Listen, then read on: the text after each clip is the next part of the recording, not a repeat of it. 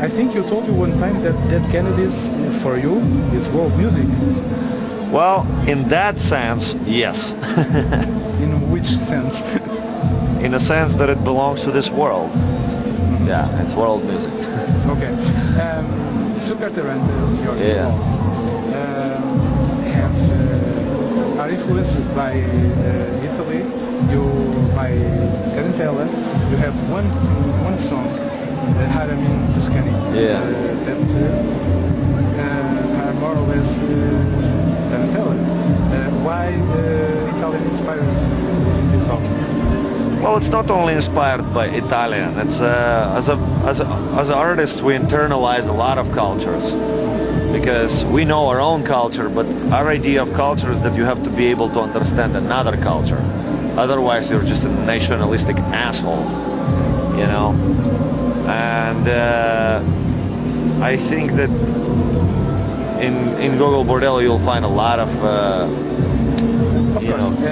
elements of everything, but Italian element came in actually purely autobiographically because I and Yuri, our accordion player, we both lived in Italy for some while, and there you can't.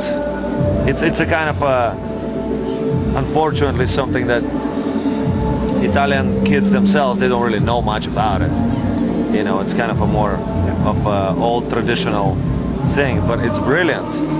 You know, and when I go somewhere into any country, especially these days, where everything is pretty much, you get to airport and it's the same airport as everywhere else, you know. Yes, of course. So I try to go for something that's beyond the surface, and that's usually the folkloric music, you know. And did you meet any Italian gypsy band? For example, Sure. Acquarage drum. Yeah, Do you know absolutely. them? Do you know Yeah, them? of course. We played Do you together like? a couple times. We brought them. I curated the Gypsy Festival in New York City, and we had them play this year. You play as well as a DJ, gypsy music, Balkan Sure. music, Bulgarian music. Yeah, sure. It's for years. It's like been probably 10 years now. You are proud. You are proud of your gypsy roots because you have the symbol here Yeah, of course. Of the gypsies, the gypsy flag. Yeah. You are proud of it, and you. Well, it's not necessarily just pride in a nationalistic sense. It's just with the gypsy culture, it's something positive needs to be done, and because in a realm of world culture, it's not really recognized. I mean, what is known about it is very little. So when I started the band Gogol Bordello, I was hanging out with kids from American, from New Orleans gypsy community, and these girls were telling me, like, you know, if you are gonna do and take it far, what you do, you gotta have something in it that actually says Tsigan or Gypsy, because we don't have so much to hold on to besides Gypsy Kings. That's it, you know. And I thought it was kind of true because, you know, my music was already what it was, and so one thing leads to another. Came up with this term Gypsy punk rock, and which kind of it is what it is, you know.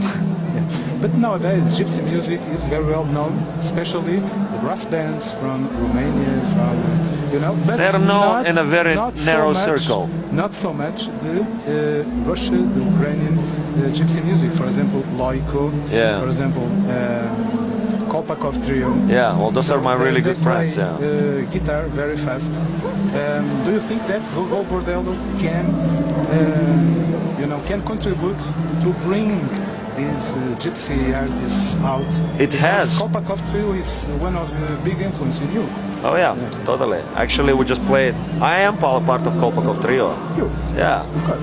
Yeah. Now it's Kolpakov Quadro. Yeah. Yeah. So it's been already a When year and a half. you enter in the band? Year and a half ago. We just made a new recording. We just made a new recording in London with Kolpakov Trio, and we're actually playing another special party with them in 2 weeks in London again. And I think that basically the cycle is completed in that way, because my family came originally from the same tribe as Kolpakov. It's Servo-Roma, it's a Ukrainian Russian gypsies. And I took all my inspiration from there, basically, essentially. And now our music is not folkloric, it's not traditional, it's unorthodox, it's gypsy rock and roll. But through having that massive rock and roll profile, it actually helped those artists that started the inspiration, you know. It helped us to bring them out, and it was easier for me to call shots and say, okay, this is the band I want to open up for us. This is the band I want to play with us in London. This is the band, you know. So, well, the band is in a top shape, man.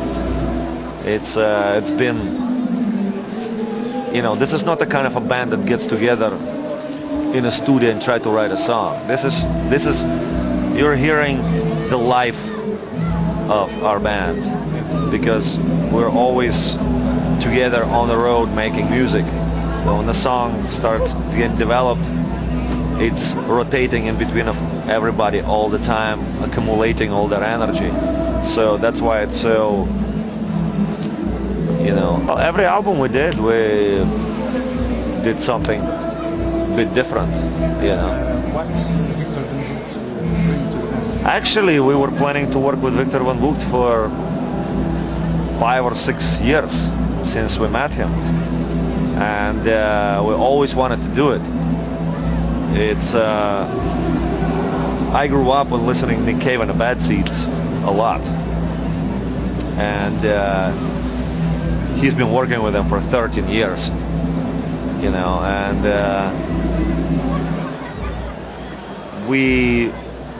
before we even got to record, I mean, we already were really good friends and just actually tested each other's stamina on nights of heroic drinking many times.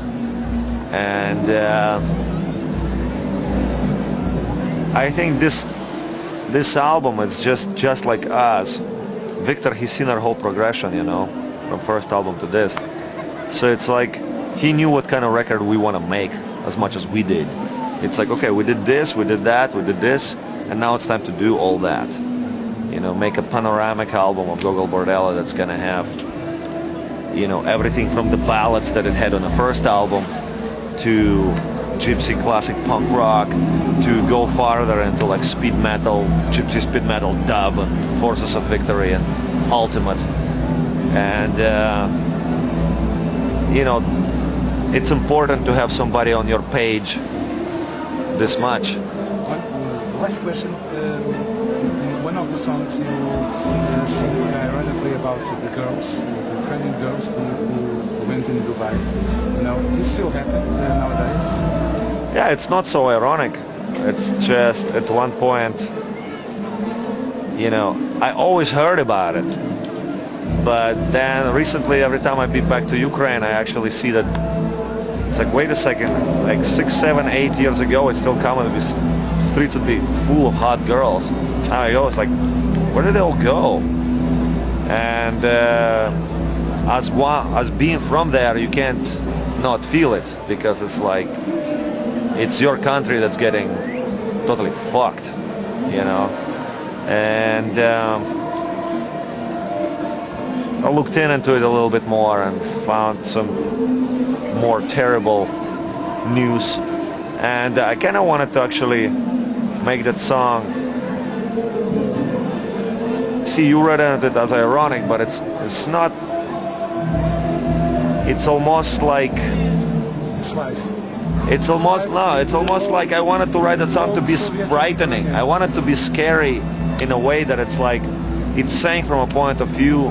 Parts of it saying on the point of view like of a drunk Eastern European cop who knows that it's all happening, who supervises it's all happening, who sees it, not that he doesn't do anything about it because that's how he gets paid.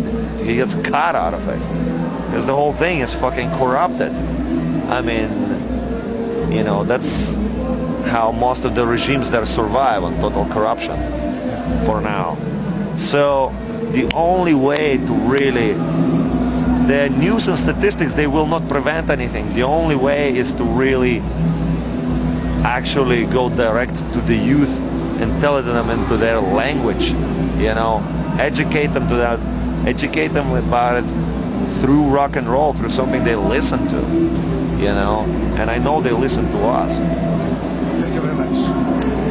Yeah, man, for sure. Yeah, I enjoyed the show, man.